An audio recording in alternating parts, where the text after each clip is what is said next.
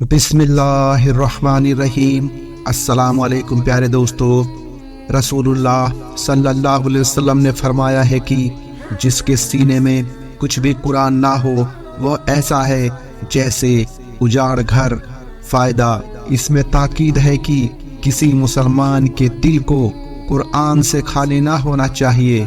ارشاد فرمایا رسول اللہ صلی اللہ علیہ وسلم نے، جو شخص قرآن کی ایک آیت سننے کے لیے بھی کان لگائے اس کے لیے ایسی نیکی لکھی جاتی ہے جو بڑھتی چلی جاتی ہے، اس کے بڑھنے کی کوئی حد نہیں بتلائی۔ اللہ تعالی شانہ سے امید ہے کہ اس کے بڑھنے کی کوئی حد نہیں ہوگی، بے انتہا بڑھتی چلی جائے گی۔ اور جو شخص جس آیت کو پڑھے وہ آیت اس شخص کے لیے قیامت کے دن ایک نور ہوگی جو اس نیکی کے بڑھنے سے بھی زیادہ ہوگی۔ نبی کریم صلی اللہ علیہ وسلم کا ارشاد ہے، قرآن پڑھنے والے سے قیامت کے دن کہا جائے گا، جس ٹھہراؤ اور خوشحالی کے ساتھ تم دنیا میں بنا سنوار کر قرآن پڑھا کرتے تھے، اسی طرح قرآن پڑھو اور ہر آیت کے صلے میں ایک درجہ بلند ہوتے جاؤ۔ تمہارا ٹھکانہ تمہاری تلاوت کی آخری آیت پر ہے، یعنی جب تک پڑھتے رہو گے درجات بلند ہوتے جائیں گے۔ حضرت عثمان رضی اللہ عنہ سے روایت ہے کہ رسول اللہ صلی اللہ علیہ وسلم نے فرمایا، تم میں سے بہتر اور افضل بندہ وہ ہے جو قرآن کا علم حاصل کرے اور دوسروں کو اس کی تعلیم دے۔ حضرت ابو سعید خدری رضی اللہ تعالی عنہ سے روایت ہے کہ رسول اللہ صلی اللہ علیہ وسلم نے فرمایا کہ اللہ تبارک و تعالی کا ارشاد ہے کہ جس شخص کو قرآن نے مشغول رکھا میرے ذکر سے اور مجھ سے سوال اور دعا کرنے سے، میں اس کو اس سے افضل عطا کروں گا جو سائلوں اور دعا کرنے والوں کو عطا کرتا ہوں۔ اور دوسرے اور کلاموں کے مقابلے میں اللہ کے کلام کو ویسی ہی عظمت اور فضیلت حاصل ہے جیسے اپنی مخلوق کے مقابلے میں اللہ تعالیٰ کو۔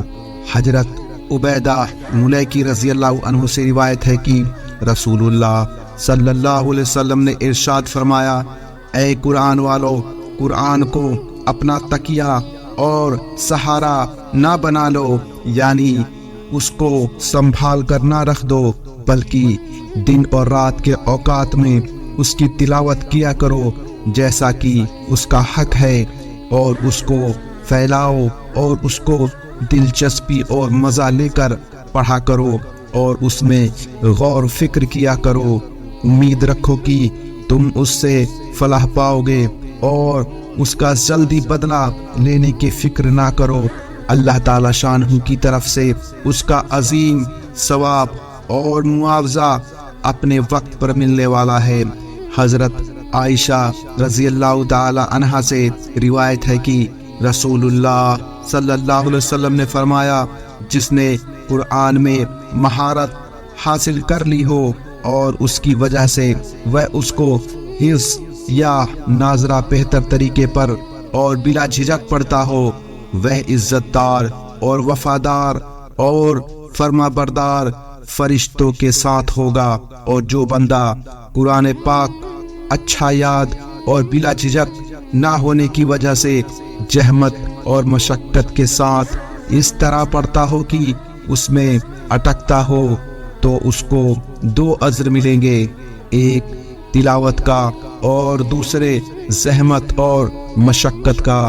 حضرت عبداللہ بن مسعود رضی اللہ عنہ سے روایت ہے کہ رسول اللہ صلی اللہ علیہ وسلم نے ارشاد فرمایا، جس نے قرآن پاک کا ایک حرف پڑھا اس نے ایک نیکی کما لی، اور یہ ایک نیکی اللہ تعالیٰ کے قانون کرم کے مطابق 10 نیکیوں کے برابر ہے۔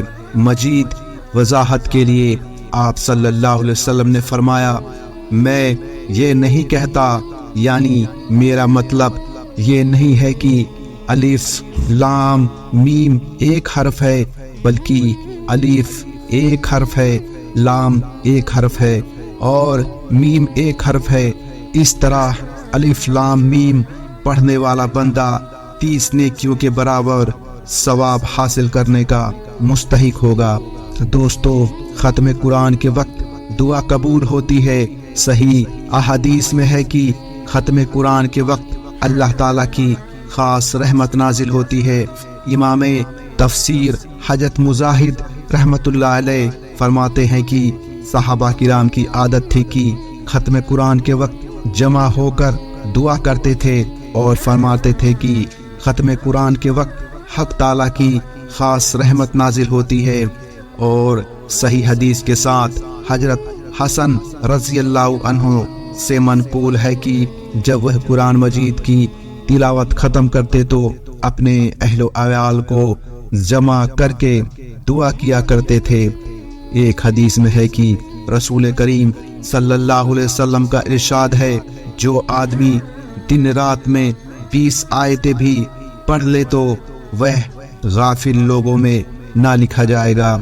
دوستو، سورہ فاتحہ الحمدللہ کی فضیلت ابو ہریرہ رضی اللہ عنہ سے روایت ہے کہ رسول اللہ صلی اللہ علیہ وسلم نے ابی بن کعب رضی اللہ عنہ سے فرمایا، کیا تمہاری خواہش ہے کہ میں تم کو قرآن مجید کی وہ سورت سکھاؤں جس کے مرتبے کی کوئی سورت نہ تو تورات میں نازل ہوئی، نہ انجیل میں، نہ زبور میں اور نہ قرآن میں ہی ہے؟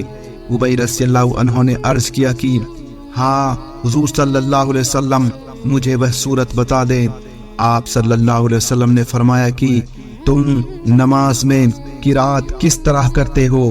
ابی رضی اللہ عنہ نے آپ صلی اللہ علیہ وسلم کو سورہ فاتحہ پڑھ کر سنائی کہ میں نماز میں یہ سورت پڑھتا ہوں اور اس طرح پڑھتا ہوں۔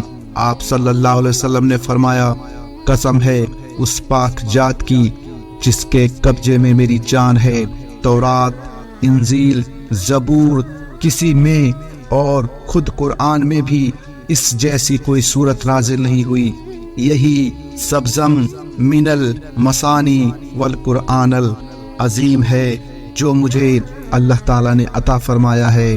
ایک بار جب حضرت جبرائیل علیہ السلام حضور اقدس صلی اللہ علیہ وسلم کے پاس بیٹھے ہوئے تھے، یکایک انہوں نے اوپر سے ایک آواز سنی اور سر اٹھا کر فرمایا، یہ ایک فرشتہ زمین پر اترا ہے جو آج سے پہلے کبھی نہیں اترا تھا۔ پھر اس فرشتے نے سلام کیا اور کہا، یا رسول اللہ صلی اللہ علیہ وسلم، مبارک ہو، لیجئے یہ دو نور آپ صلی اللہ علیہ وسلم کو دیے گئے ہیں، ایک سورہ فاتحہ اور دوسرے سورہ بقرہ کی آخری آیتیں۔ ان میں سے جو بھی آپ صلی اللہ علیہ وسلم پڑھیں گے اس کا ثواب آپ صلی اللہ علیہ وسلم کو ملے گا۔ پیارے دوستو، آج کے لیے بس اتنا ہی۔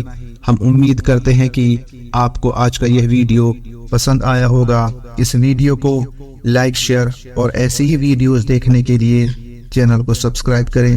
ہم ملتے ہیں آپ کو اگلی ویڈیو میں، تب تک کے لیے السلام علیکم ورحمۃ اللہ وبرکاتہ۔